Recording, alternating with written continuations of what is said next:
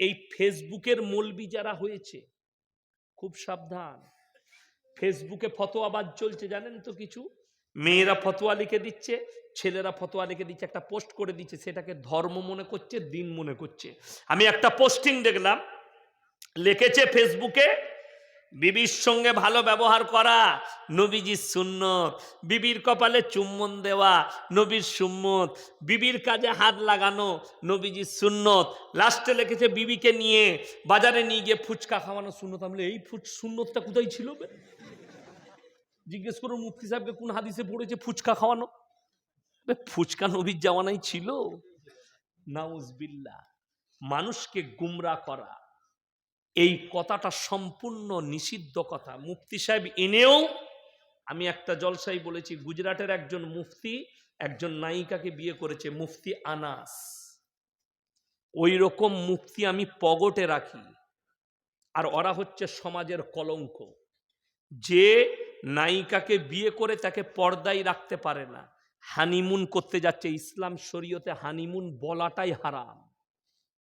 সে লিখছে আমার বিবিকে নিয়ে আমি হানিমুন করতে এসেছি, বিবির ফটো ফেসবুকে পোস্ট করছে, তার বিবি বক্তব্য দিচ্ছে, হাদিস বলছে, সেই মেয়েটার মুখ থেকে হাদিস শোনাটাও পাপ, যে নিজের বিবিকে পর্দায় রাখে না।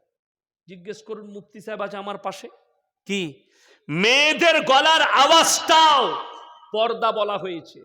মেয়েদের গলার আওয়াজ মায়েরা শুনেলেন, বাড়িতে কথা বললে সাবধানে, বাইরে আওয়াজ দিও না। আজকে আমাদের কাছ থেকে এই জিনিসগুলো শেষ হয়েছে কেন জানেন? কোরআনে আছে, কোরআনে আছে একজন আদর্শবান নারী যে হবে সে আদর্শবান পুরুষ পাবে, একজন নোংরা নারী যে হবে সে একজন নোংরা পুরুষ পাবে। আল খাবিসাতু লিল খাবিসিন ওয়াল খাবিসুনা লিল খাবিসাত, কোরআনে আছে। যারা নোংরা হয় তারা নোংরা পুরুষ পাবে, যারা আদর্শবান হবে তারা আদর্শবান পুরুষ পাবে।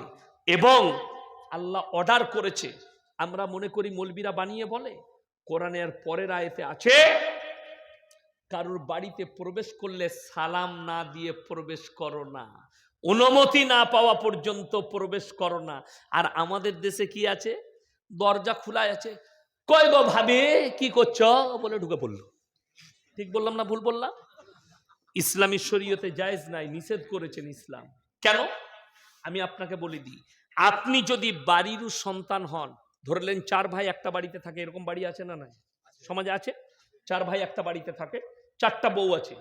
আপনি বড় ভাই বাড়িতে প্রবেশ করছেন, দরজায় সালাম দিতে হবে, আসসালামু আলাইকুম, আসছি আমি। এই কথাটা বলে দিলে যদি আপনার স্ত্রীর মাথার কাপড় সরে থাকে, আপনার বউ সিল, মেজ ভাইয়ের বউ হয়তো সিলে কিছু বাঁটছে, নাহলে রান্না করছে, মাথার কাপড়টা নেই, সে সঙ্গে সঙ্গে ঢাকা দিবার একটা সুযোগ পাবে সালাম দিলে। দরজায় লিখবেন বিনা অনুমতিতে প্রবেশ নিষেধ। আজকে আমাদের দরজায় পর্দা না থাকার কারণে মুসলমান নারীরাও পরকীয়ায় জড়িয়ে যাচ্ছে। তার কারণ বলে দিই, আমি ইয়াসিন, আমার সঙ্গে আপনি ভালোবাসেন আমাকে, বন্ধুত্ব হলো, ইয়াসিন ভাই একদিন আসেন আমার বাড়িতে খানা খায়, দিয়ে বন্ধুত্ব হলো, আমিও এলাম মিষ্টি নিয়ে। এরপর আপনি আপনার বউকে ডাকলেন, এত তোমার ভাবির সাথে একটু কথা কয়েন, কি বলেন? এই কিন্তু জানো না যে হারাম নয়। আর আমিও দেখলাম শোনা ভালো পেয়েছি, ভাবিও দারুণ, কি বুঝলেন, গল্প জুড়ে দিলাম। তো এরকম করে সম্পর্ক হলো। একদিন আমি হঠাৎ এলাম সন্ধ্যাবেলায়, তো বলে ইয়াসিন ভাই আপনি বলে এলেন না, ঠিক আছে অসুবিধা না, আপনি বসেন, আমি একটু মজা থেকে নাস্তা নিয়ে আসি। আপনি নাস্তা আনতে গেছেন, আমি ভাবির সাথে গল্প করছি, এরকম যদি 3 দিন গল্প করতে পাই, 4 দিনই তো তোর বউটা পালিয়ে যাবো আমি। কথাটা বুঝতে পেরেছেন না পারেননি? কেন?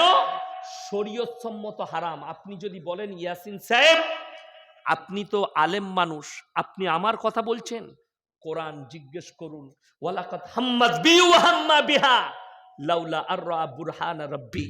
যখন জুলাইখা নিজেকে বেবস্ত্র করেছে, ইউসুফ নবী কিছুক্ষণের জন্য বেহকে গিয়েছিলেন, তাফসীরের মধ্যে আছে, এর প্রচুর ব্যাখ্যা বিশ্লেষণ বিশেষজ্ঞরা লিখেছেন, মুহাদ্দিসিনরা লিখেছেন, কিছুক্ষণের জন্য।